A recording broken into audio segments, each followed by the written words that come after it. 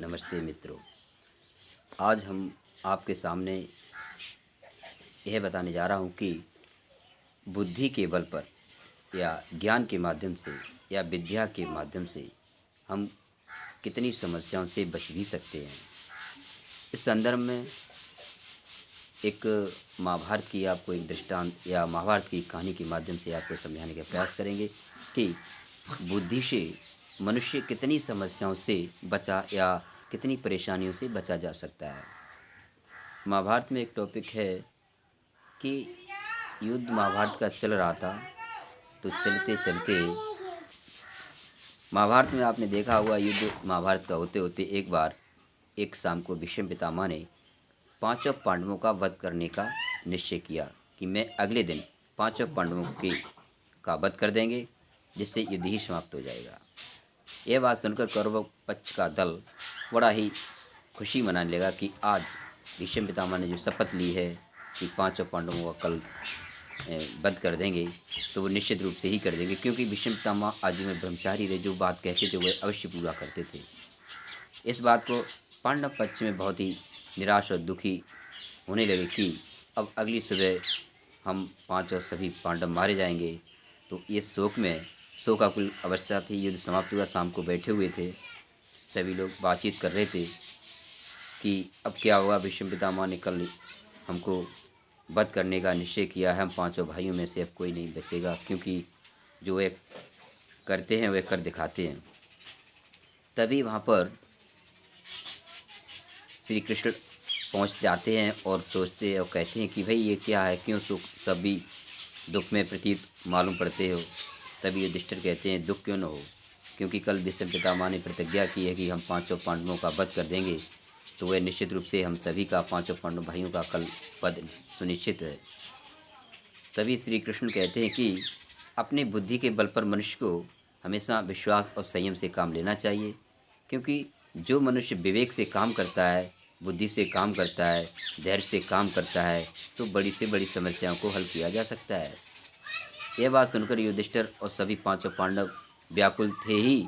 ऐसी उनकी बातें सुनकर और व्याकुलता बढ़ गई कि आप किस तरह बात कर रहे हो, यहाँ तो कल जो प्रतिज्ञा की है भीष्म पितामह ने, तो निश्चित रूप से हम ही पांचों भाइयों का वध होगा, और आप इस तरह से बात कर रहे हैं। हम कैसे युक्ति, क्या उपाय ढूंढें जिससे हमारी जान बच सके।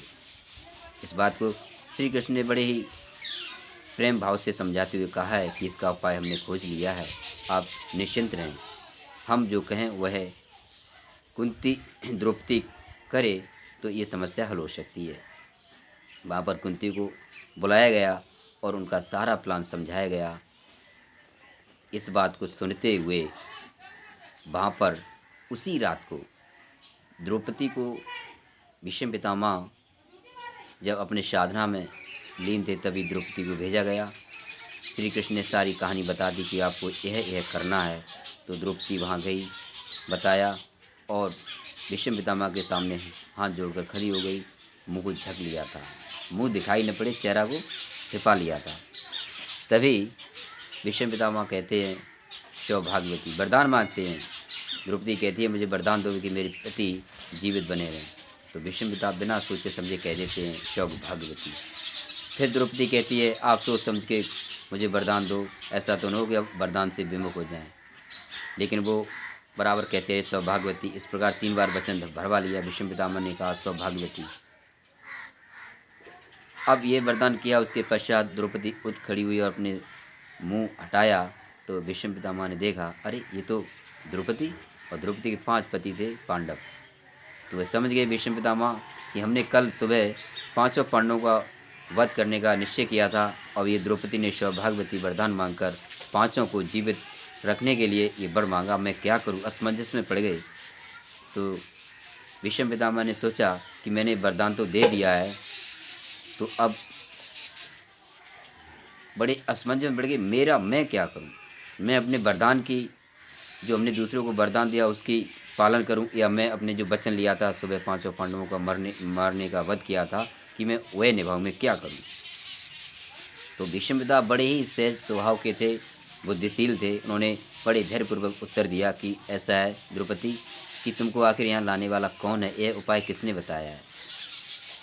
वो तो हालांकि मन में पहले ही समझ गए थे कि इसको लाने वाला, ये पूरा प्लान बताने वाले और कोई नहीं, सिर्फ श्री कृष्ण ही हो सकते हैं। और वही हुआ, श्री कृष्ण पीछे से आए और बोले नमस्ते आज, नमस्ते की प्रणाम किया। वह समझ गए थे कि उनके पीछे श्री कृष्ण ही होंगे। तभी पूरे पांच वहाँ पर उपस्थित हो जाते हैं, सभी नमस्कार करते हैं और ये बात पूरी हो चुकने के बाद उपाय बताते कि उपाय बताओ जिससे कि भीष्म पितामह का भी दिया हुआ वरदान बना रहे और भीष्म पितामह ने जो वरदान किया हुआ है उसकी भी लाज बनी रहे।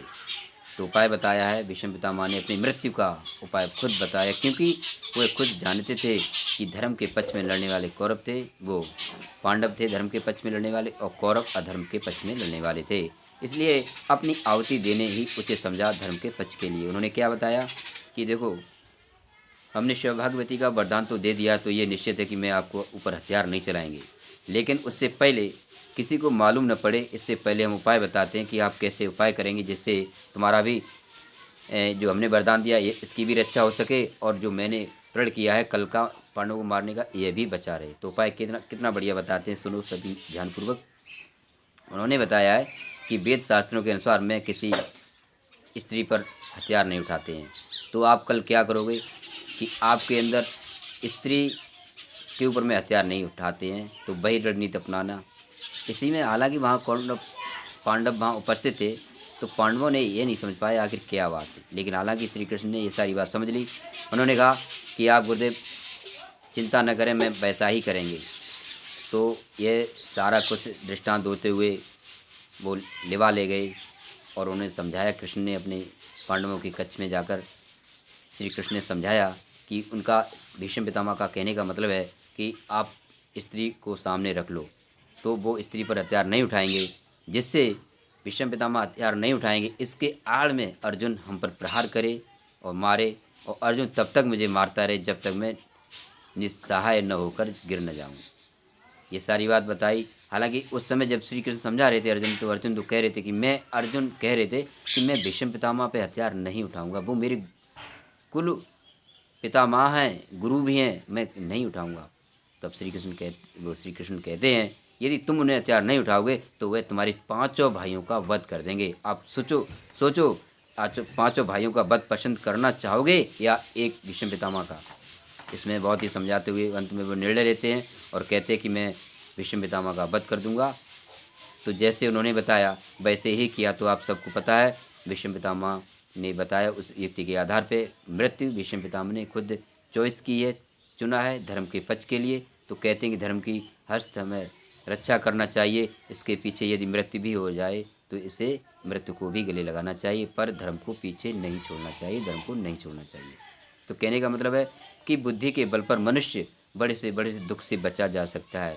यह हमारा यहाँ समझाने का प्रयत्न था। हम समझते हैं आप लोगों को ये बात समझ में आई होगी। इसके लिए बहुत बहुत धन्यवाद। आपने मेरी इस चैनल को ध्यानपूर्वक सुना। नमस्ते।